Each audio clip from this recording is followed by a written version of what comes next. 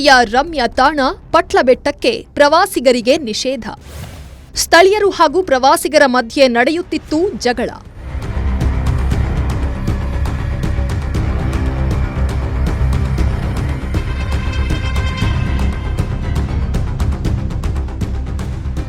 ಅದು ಹಾಸನ ಜಿಲ್ಲೆಯ ಸಕಲೇಶಪುರದಲ್ಲಿರುವ ಪ್ರಕೃತಿಯ ರಮ್ಯ ತಾಣ ಪಟ್ಲಬೆಟ್ಟು ಗಿರಿಧಾಮ ಪ್ರದೇಶ.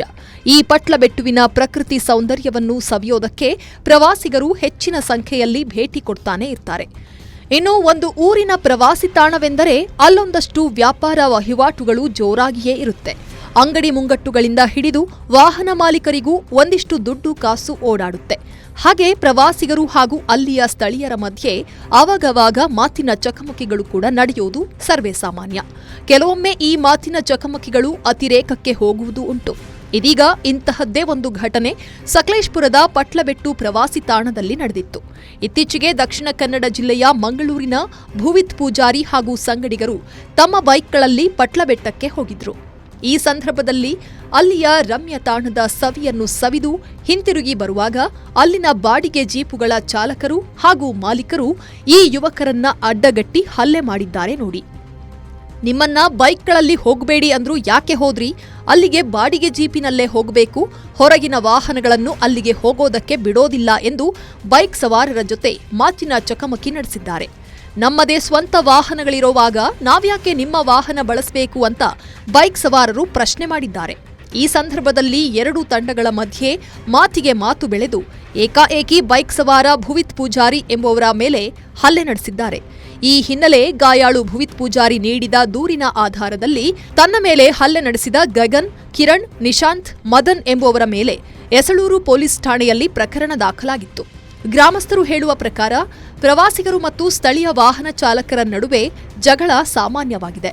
ಸ್ಥಳೀಯ ಜನರು ಇಲ್ಲಿನ ವಾಹನ ಚಾಲಕರ ಬಗ್ಗೆ ಭಯದಿಂದ ಪೊಲೀಸರಿಗೆ ದೂರು ನೀಡಲು ಹಿಂದೇಟು ಹಾಕುತ್ತಾರೆ.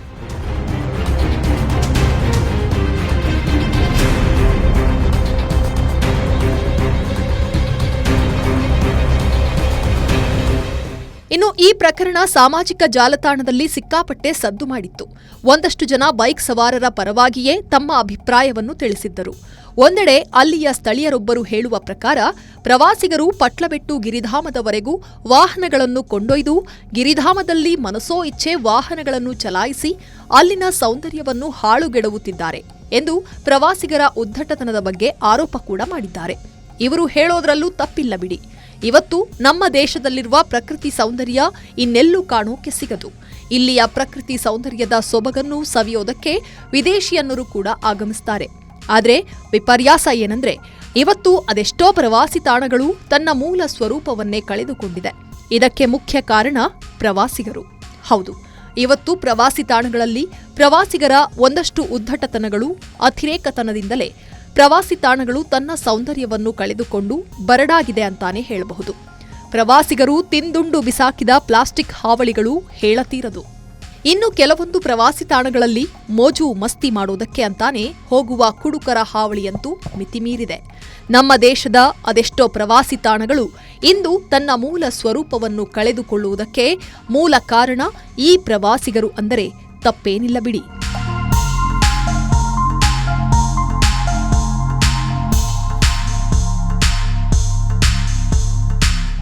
ಇನ್ನು ಈಗಾಗಲೇ ಪಟ್ಲಬೆಟ್ಟು ಗಿರಿಧಾಮ ಅರಣ್ಯ ಇಲಾಖೆಗೆ ಸಂಬಂಧಪಟ್ಟ ಅರಣ್ಯ ಪ್ರದೇಶ.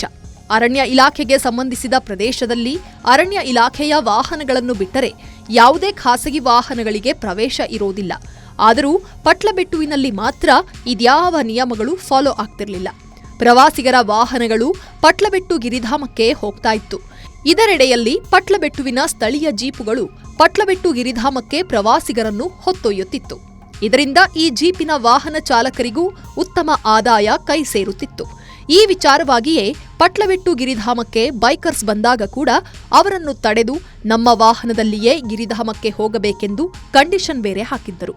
ಅಂದರೆ ಒಂದು ಅರಣ್ಯ ಇಲಾಖೆಗೆ ಸಂಬಂಧಪಟ್ಟ ಪ್ರದೇಶದಲ್ಲಿ ಅರಣ್ಯ ಇಲಾಖೆಯ ಅನುಮತಿ ಇಲ್ಲದೆ ಯಾವ್ಯಾವುದೋ ಖಾಸಗಿ ವಾಹನಗಳು ಚಲಿಸೋದು ಮಾತ್ರವಲ್ಲದೆ ಆ ವ್ಯಕ್ತಿಗಳಿಂದ ಬೇರೆ ವಾಹನಗಳು ಹೋಗದಂತೆ ನಿಷೇಧ.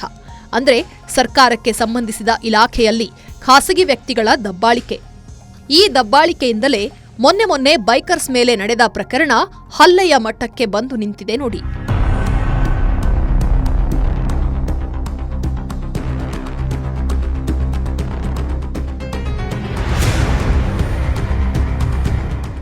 ಇದೀಗ ಪಟ್ಲಬೆಟ್ಟು ಗಿರಿಧಾಮದಲ್ಲಿ ಅರಣ್ಯ ಇಲಾಖೆ ಮಹತ್ವದ ನಿರ್ಧಾರವನ್ನು ತೆಗೆದುಕೊಂಡಿದೆ ನೋಡಿ.